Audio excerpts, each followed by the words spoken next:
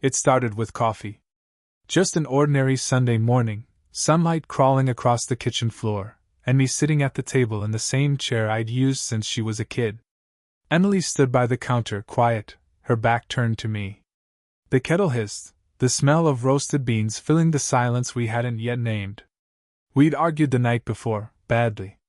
I'd said things fathers shouldn't say, and she'd thrown words back that left bruises where no one could see. It wasn't our first argument, but it was the kind that lingers, the kind that wakes you up at 3 in the morning and makes you stare at the ceiling, wondering how love turns into something so sharp. Now she was making coffee, and I didn't know if it was peace or punctuation. Her movements were careful, deliberate, spoons scraping, cup clinking. The silence between us stretched so thin it felt like it could snap. "Morning," I said finally. She didn't look up. "Morning." That was it. Just that. The words sat between us like an apology that couldn't find its way out. I watched her pour the coffee into my cup. She set it down in front of me, steam rising like a question neither of us wanted to answer. Her face was calm, too calm. "I made it how you like it," she said. I hesitated before taking the first sip. The taste was off, not bad, just different. Stronger. Bitterer. Something unfamiliar. "New blend?" I asked, forcing a small smile. She shrugged. "Something I found in the pantry." It was such a simple moment, a cup of coffee between two people who shared a house and a history. But there was something behind her eyes, something unreadable. Guilt, maybe? Or pride? Or both? The bitterness lingered on my tongue longer than it should have. We sat there in silence, both pretending to be busy, me with the paper, her scrolling on her phone. The house made small noises, the refrigerator hum, the wind pushing against the old window frames, and all I could think about was how far apart we'd drifted. There was a time when she'd sit across from me and talk about everything, her friends, her college plans, her dreams. Now every word felt like a minefield. I set the cup down. "About last night." She looked up, finally. Her eyes were red, but her chin was high. "You don't have to apologize." "I wasn't," I said, then immediately regretted it. The words came out sharper than I meant. I just wanted to talk. About what? About why it feels like we're on opposite sides of everything lately. She crossed her arms, defensive. "Because you treat me like a kid. You act like one sometimes." "Right," she said, standing up. There it is again. The distance grew with every breath.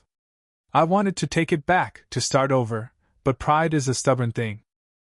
She started to walk away, then paused. "You never actually listen to me, Dad. You just wait for your turn to talk."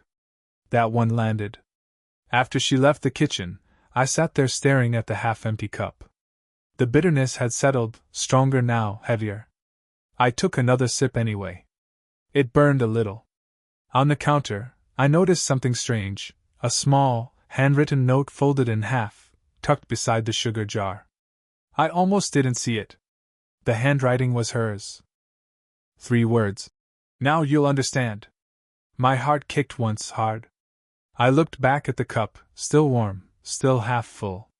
The air in the room changed, denser, quieter.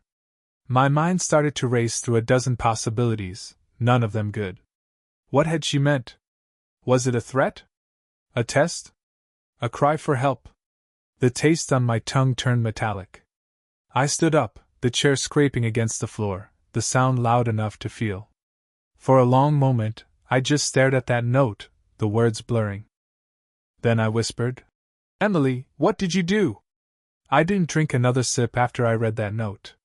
The words, "Now you'll understand," clung to me like static. Every possible meaning raced through my head.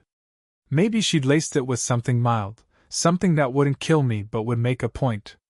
Maybe it was her way of saying, "You don't listen, so I'll make you feel what I feel." But maybe it was something else entirely. I stood in the kitchen, the morning light shifting across the counter, and suddenly the smell of coffee, something that used to mean comfort, felt wrong. Sharp.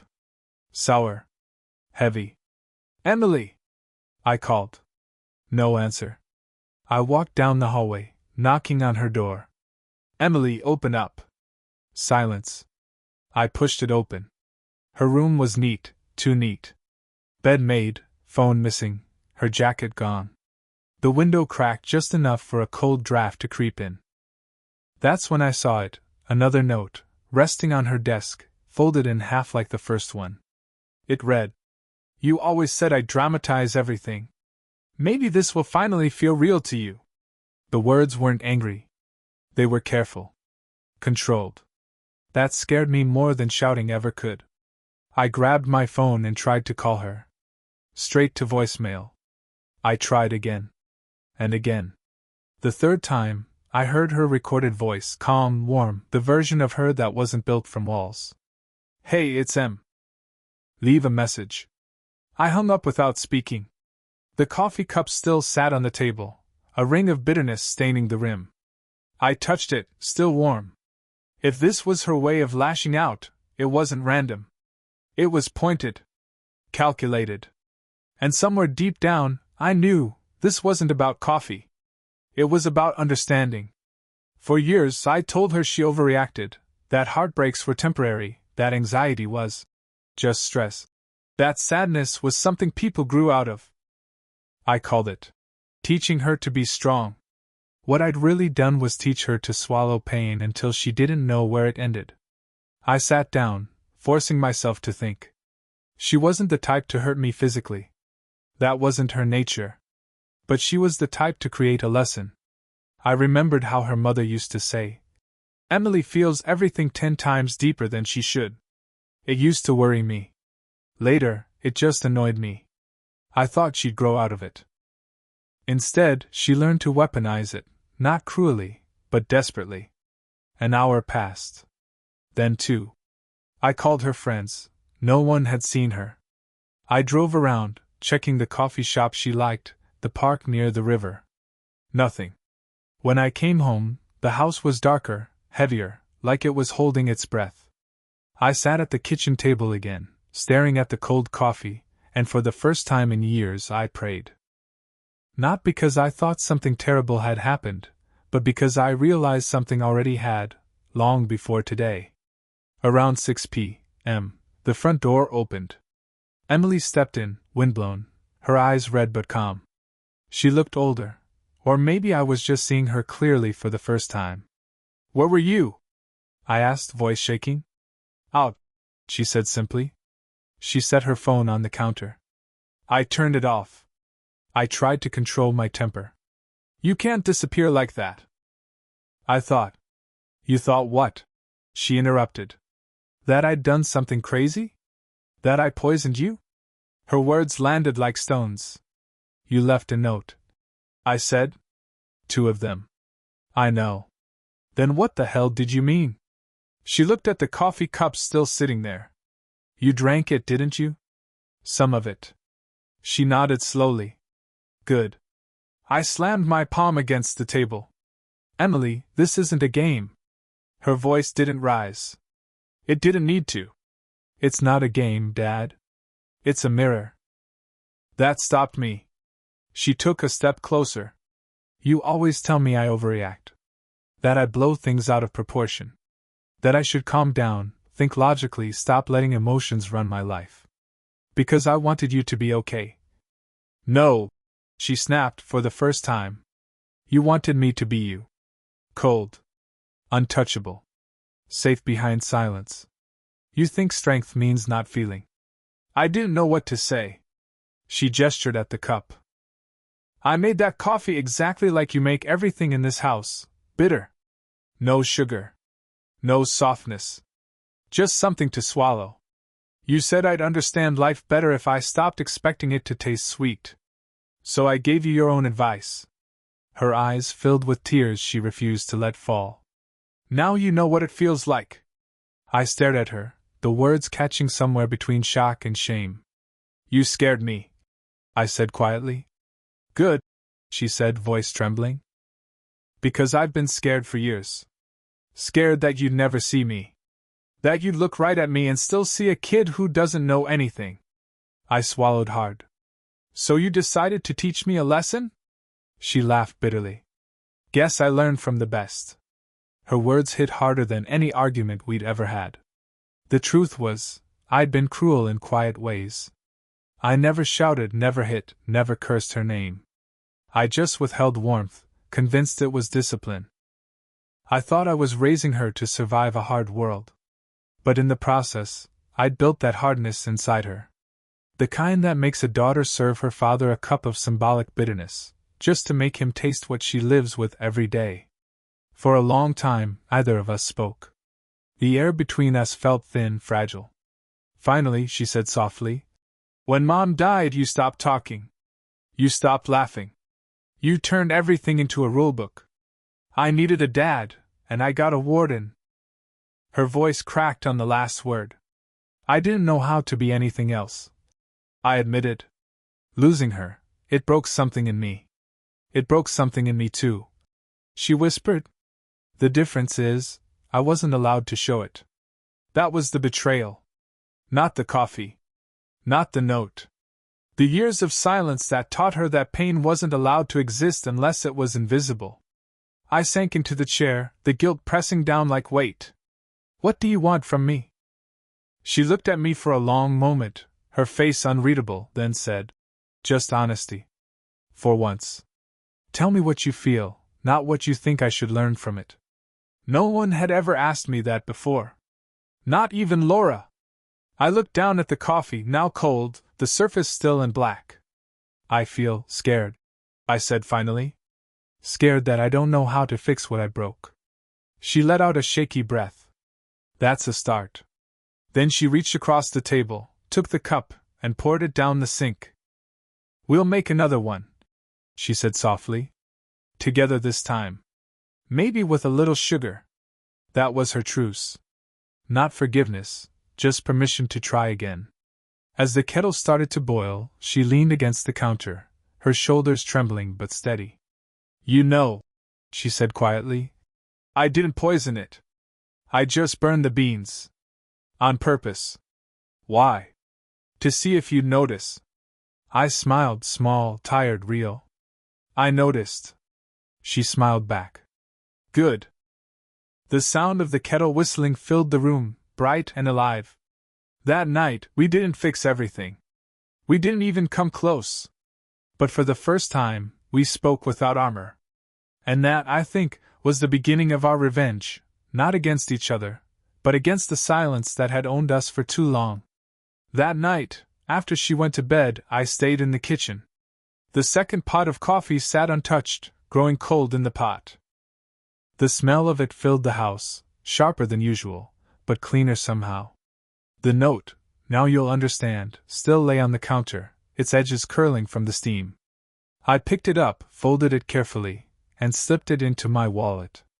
I wasn't ready to throw it away. I sat there for hours, thinking. For most of my life, I believed that being a father meant being unbreakable, that love was best expressed through rules, protection, structure. It made sense when Laura was alive. She was the softness that balanced my hard edges. When she died, I thought I had to become both of us, mother and father, warmth and authority. But I failed at one half completely. I tried to teach Emily strength. Instead, I taught her silence. I told myself she was resilient, when really, she was just learning to survive me.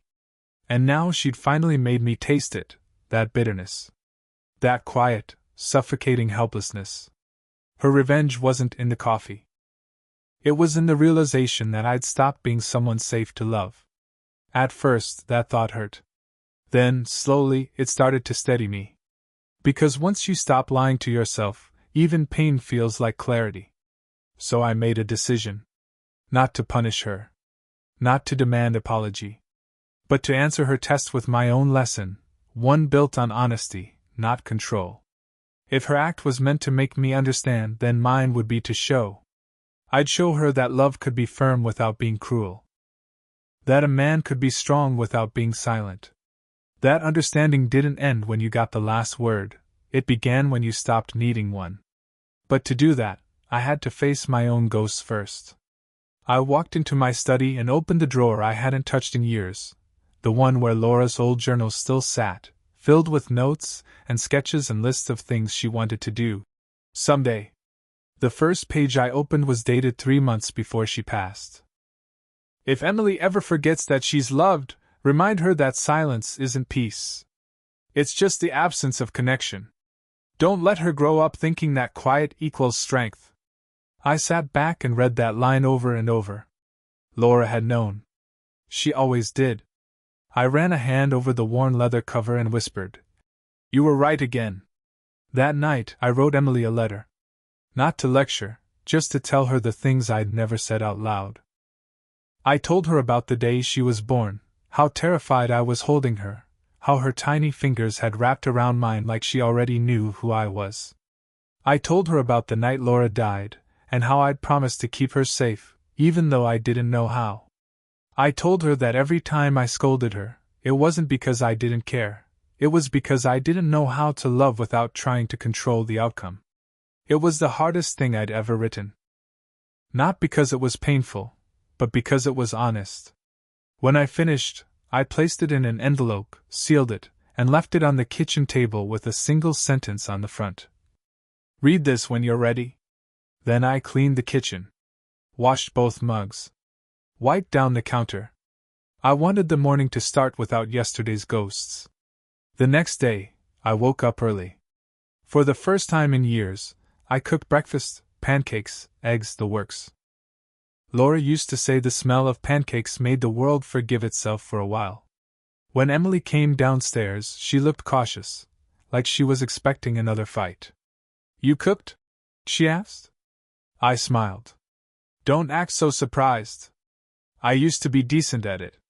She poured herself coffee, this time with sugar, and sat down. We ate mostly in silence, but it wasn't the sharp kind anymore. It was tentative. Soft. The kind that waits for the right words to arrive instead of forcing them. After she finished eating, she saw the envelope. "What's this?" "A letter," I said. "For you." She looked at me, unsure. "Should I read it now?" "Whenever you're ready." She nodded, slid it into her bag, and for a moment there was something new in her expression, something I hadn't seen since she was a child. Trust, maybe? I didn't expect her to say anything. But as she stood to leave, she turned back. "You know, I almost didn't come home last night." "I know." She hesitated, eyes glistening.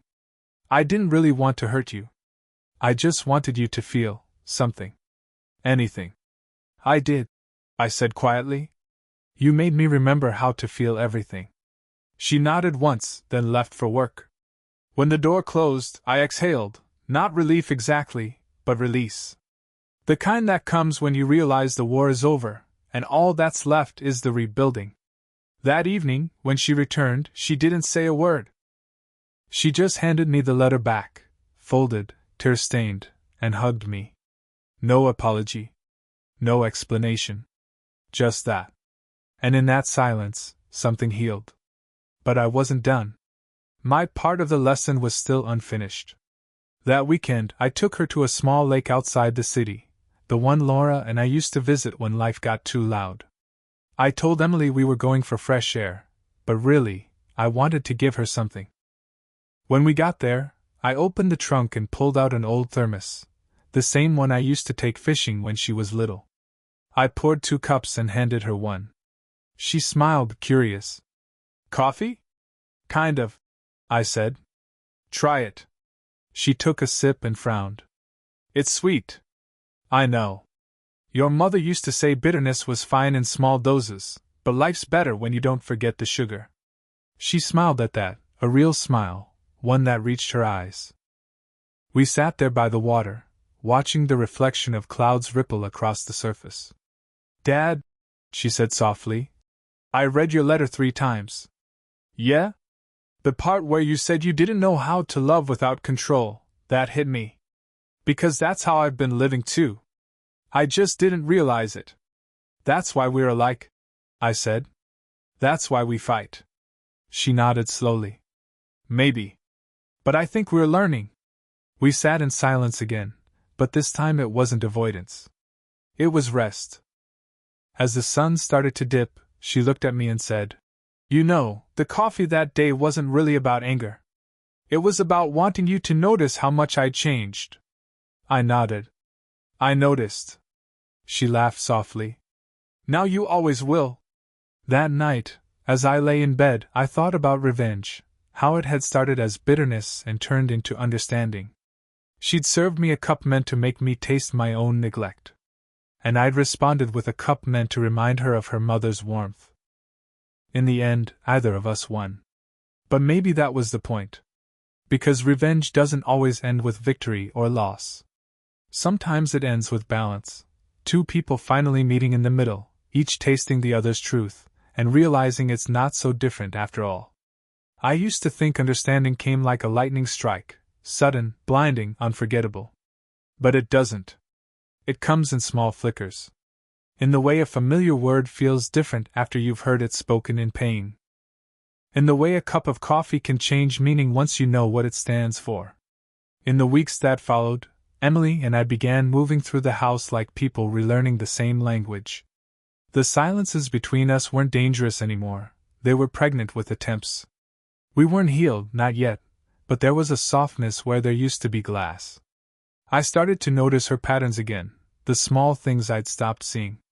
How she hummed when she was nervous. How she lined up her pens in color order when she was thinking. How she always poured her own coffee before mine, like she was still protecting herself from disappointment. One morning, while she was rushing out the door, she called back, "Don't forget to eat!" and laughed like it was a joke. But it wasn't, it was her way of saying I still care. That's when I decided to do something for her, something that would give her what she'd given me, perspective. But this time, the revenge wouldn't sting. It would awaken. It started simple. A list. What she made me feel, small, helpless, uncertain. What I want her to feel, seen, remembered, capable. I didn't want to tell her that I forgave her, that would have made it sound like there was still something to forgive. What I wanted was to show her that love can be taught the same way pain can, through experience. So I began to plan. The first step was memory. I went into the attic and pulled out a dusty box labeled Laura's Things.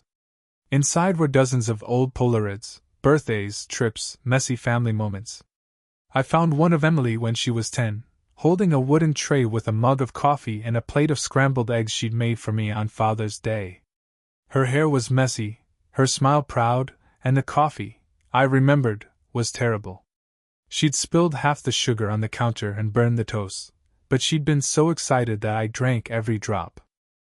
That was the first time she'd ever made me coffee. And somewhere along the way, that sweetness turned bitter. I looked at the photo for a long time, and an idea began to form, a quiet plan, poetic and almost childish in its simplicity. I'd recreate that morning.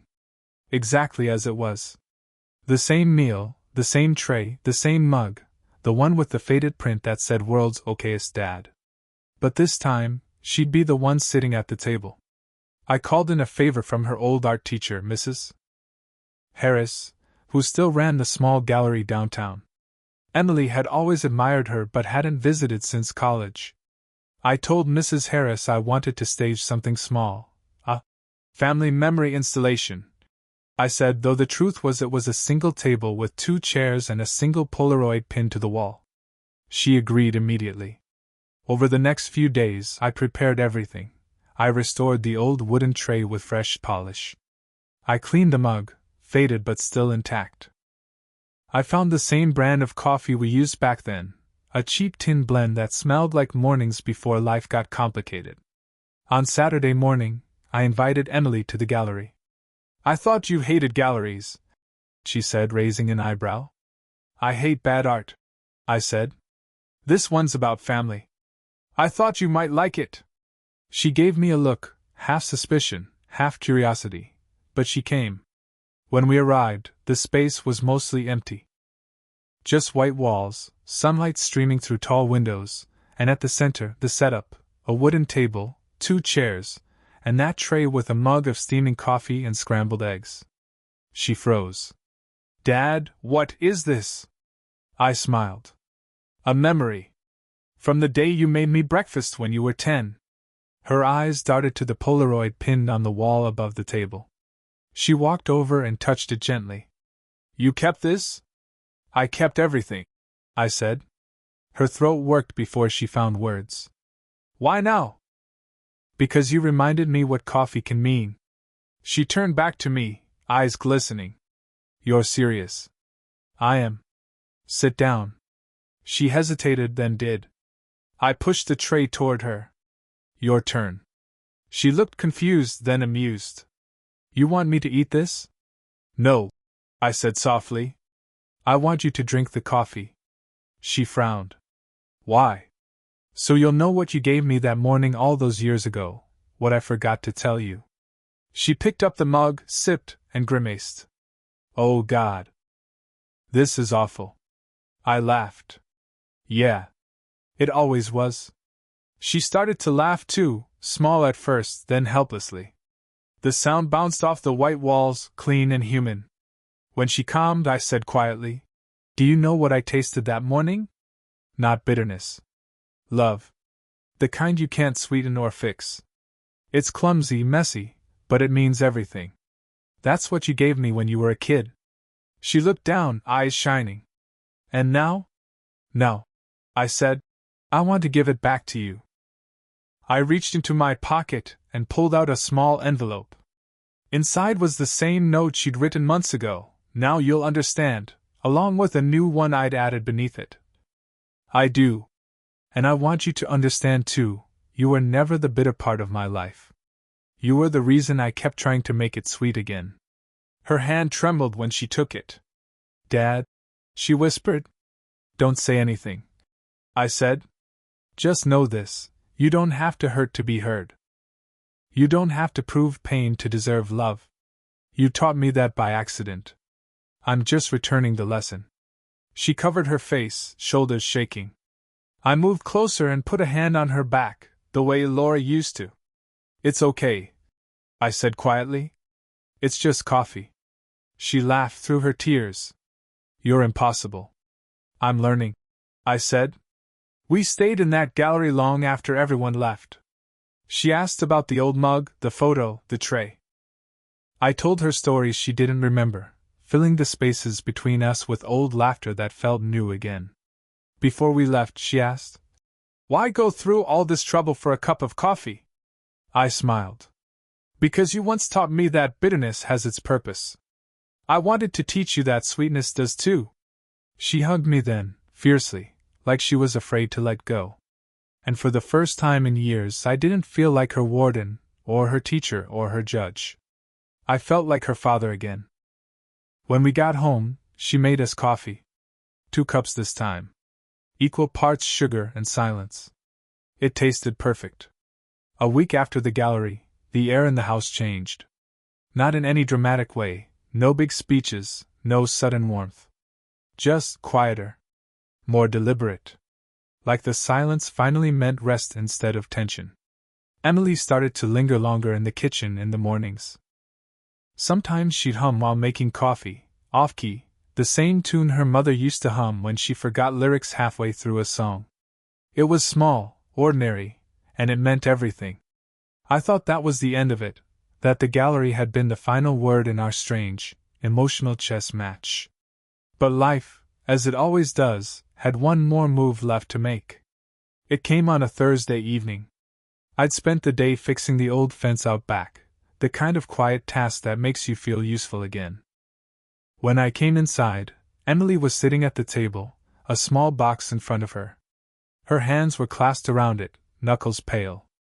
Hey, I said. You look like you've seen a ghost. She looked up slowly. Her eyes were red. In a way, I have. She pushed the box toward me. It was plain wood, about the size of a book. What's this? Open it. Inside was a collection of old letters, Laura's handwriting, my handwriting, some of Emily's.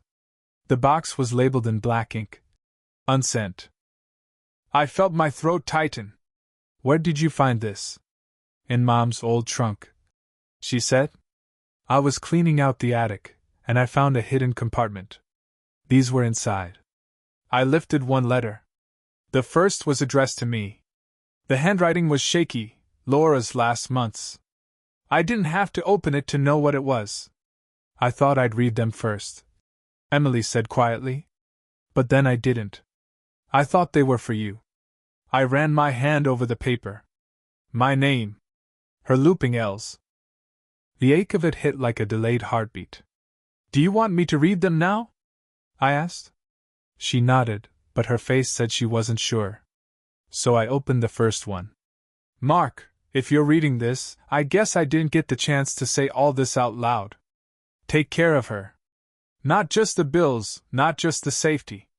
Take care of her heart. She's got mine in there too, and it's fragile, but it's fierce. When she feels too much, don't make her feel wrong for it. That's her strength. Promise me you'll listen to her, even when it hurts. My vision blurred. I had to stop and steady myself. Emily reached across the table and took my hand. Dad, she whispered, I think she wrote that for both of us. I nodded, unable to speak. The second letter was addressed to Emily. I hesitated before opening it. Go ahead, she said. I unfolded it carefully. Emmy, if you're reading this, your dad's probably sitting right beside you pretending not to cry. Be patient with him. He means well, even when he doesn't show it. He'll try to turn everything into a lesson because he's scared of losing you the way he's losing me. Remind him that love doesn't need proof. It just needs presence. The words hit us like a tide. Neither of us spoke. We didn't need to. The letters had done what all our coffee, our bitterness, our lessons couldn't. They equalized us. We weren't teacher and student anymore. We were just two people, grieving the same woman, finally hearing her voice again. Emily was the first to speak. I used to think you stopped caring when Mom died. I did care, I said. I just forgot how to show it. She nodded. And I thought the only way to reach you was to hurt you. That's why I made that coffee. I wanted you to feel what I felt, small, unseen, scared. You did, I said softly. But you also woke me up. She laughed through tears. Guess Mom was right. We're both too stubborn for our own good. I folded the letters and placed them back in the box. She always knew we'd find our way back. She just didn't know it would take this long.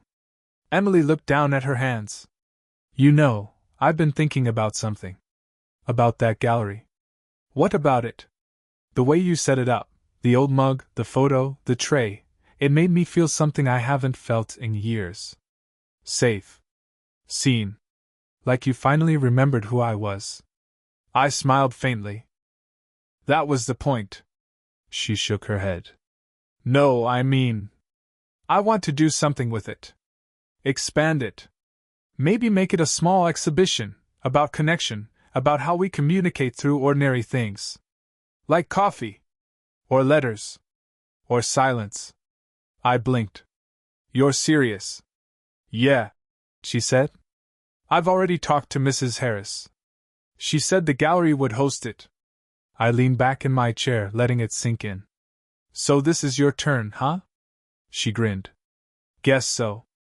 My revenge on bitterness. The phrase hung between us, soft, familiar. We worked on it together for the next few weeks. I watched her design displays that told our story through everyday objects. A mug, a note, an old Polaroid, a burned coffee tin, even a spoon bent slightly from years of use. She called the exhibition The Taste of Forgiveness. On opening night, the gallery filled with quiet murmurs and the smell of freshly brewed coffee. People walked slowly through the space, reading captions she'd written in her gentle, precise handwriting. This cup was once bitter. Now it's full. Some lessons need to be felt, not taught. He listened. I spoke. That's how healing starts. I watched her stand in front of her display, confident, radiant, at peace. And I realized something profound. Her art wasn't about revenge at all. It was about translation. She'd taken every emotion I'd given her, frustration, control, silence, and turned it into language. Into story. People stopped to talk to her, to share their own memories. Some cried. Some smiled.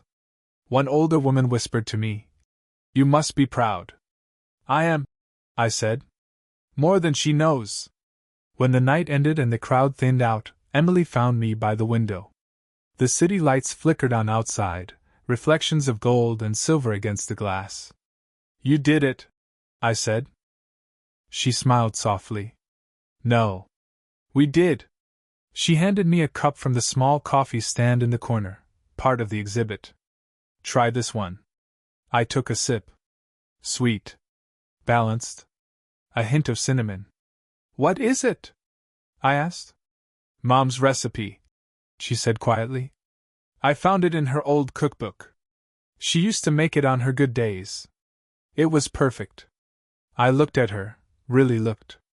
The girl who'd once tested me with bitterness had become a woman teaching others the taste of grace. This was your plan all along, wasn't it? I asked. She laughed softly. You're the one who started it. I just finished the lesson. We stood there, shoulder to shoulder, watching the last of the guests leave. Emily, I said, if Mom were here, she'd be proud of you. Her eyes shimmered. I think she is. We didn't hug right away. We just stood there, 2 cups in hand, 2 lives intertwined again, letting the warmth between us do what words couldn't. Finally, she whispered, You know, Dad, the coffee doesn't taste strange anymore. No, I said, smiling. Now it tastes like home. 5 years have passed since that night at the gallery. Funny how 5 years can feel both like a heartbeat and a lifetime. The house has changed, the furniture rearranged, the walls repainted, but the ghosts haven't left. They've just learned to live quietly among us. I'm 59 now. I move slower, speak softer, and listen longer. My mornings start the same way they always have, with coffee. But now, it's never bitter. Emily still lives in Austin, though she spends most of her time traveling for her work. The exhibition she created, The Taste of Forgiveness, grew beyond either of us. What began as one gallery show became a traveling installation that's been displayed in Chicago, Portland, Boston. Sometimes she sends me photos of people standing in front of her old Polaroid. That photo, the one of her 10-year-old self holding that crooked tray with pride. She tells me that people leave notes beside it, letters to their parents, to their children, to people they've lost or never learned how to forgive. She keeps every one of them. Says it reminds her that connection is never wasted, just delayed. I go to every opening I can, though she teases me for always wearing the same jacket.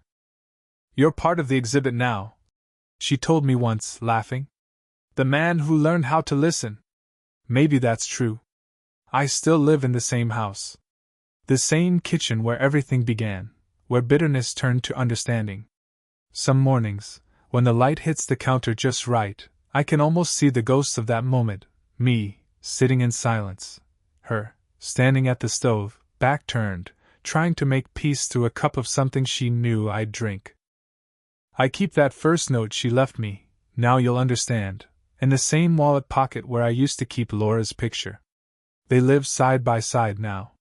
One taught me love, the other, humility. I don't need reminders anymore, but I still touch them sometimes. Especially on quiet mornings when the world feels too still, and memory feels close enough to breathe. There's a new coffee tin on the counter, her brand, not mine. Cinnamon blend, a little sweetness. She brings me a bag every month. So you don't relapse? She jokes.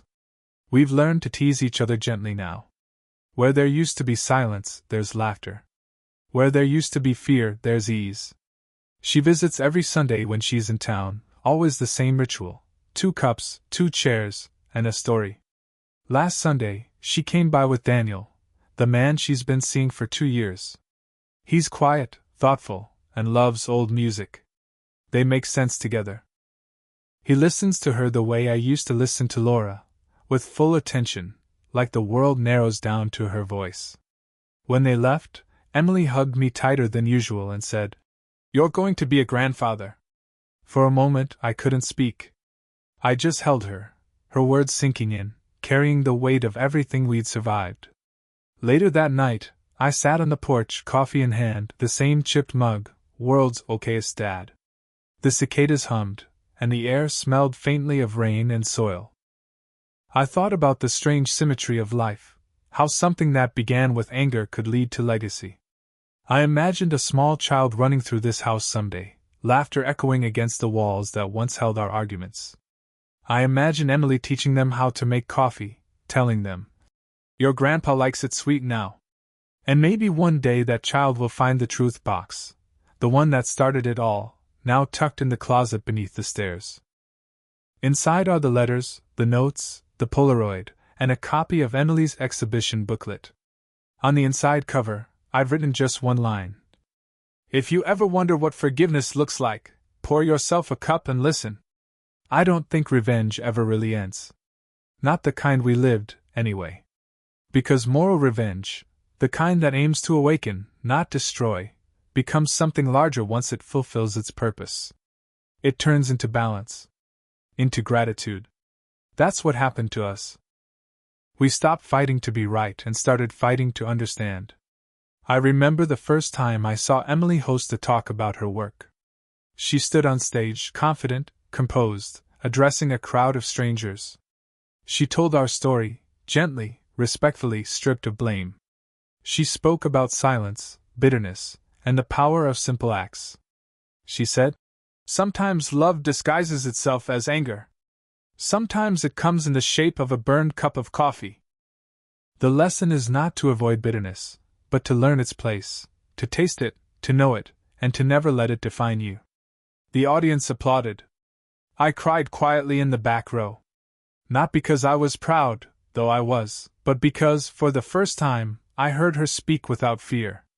That was her victory. And maybe mine too. Last month, she and Daniel bought a small house on the outskirts of town. She called me to help paint the nursery. I told her I'd bring the coffee. She laughed and said, "Don't you dare bring that old tin, I'm converting you to my blend permanently." When I arrived, she already had the walls half covered in a soft sage green. On the dresser sat a tiny mug, white porcelain, painted with little gold stars. She caught me looking at it and smiled. "The baby's first cup," she said. "Not for coffee, obviously. Just a symbol." I laughed. "You're sentimental. You get that from your mother." "Maybe," she said. "Or maybe I get it from you. The version of you that learned how to taste life again." That night, after she and Daniel fell asleep on the couch, I stood in the kitchen, her kitchen now, and made myself a cup of her blend. Cinnamon, sugar, milk. The smell filled the house. I thought of Laura. I thought of that first bitter cup. I thought of how grief turns into distance, and distance, when left unchecked, turns into something colder than hate, indifference. And how we'd pulled ourselves back from it, inch by inch, one painful, beautiful sip at a time. When Emily woke up later, she found me sitting by the window, the mug in my hands. She smiled sleepily. "You're still up." "Old habits," I said. "Thinking too much." She sat beside me and rested her head on my shoulder. "You don't have to think tonight. Just be." So I was. Outside, dawn began to bloom, slow, steady, patient. The light spilled across the room, touching everything gently, like it understood what we'd been through. And I realized something I'd never said out loud. Revenge, in its purest form, isn't about payback. It's about revelation. It's about forcing truth into the light, even if it stings when it arrives. What we did, her and I, wasn't vengeance. It was resurrection. Laura would have liked that word. When the sun fully rose, I looked down at my coffee and smiled. No bitterness. No aftertaste. Just warmth. Emily stirred beside me, half asleep. "What?" she murmured. "Nothing," I said softly. "It's just perfect." She smiled without opening her eyes. "Then don't change a thing." That morning, as the world brightened, I finally understood what her note had meant all those years ago. "Now you'll understand" wasn't a challenge. It was a bridge. A plea from a daughter who wanted to be seen by her father before time made it impossible.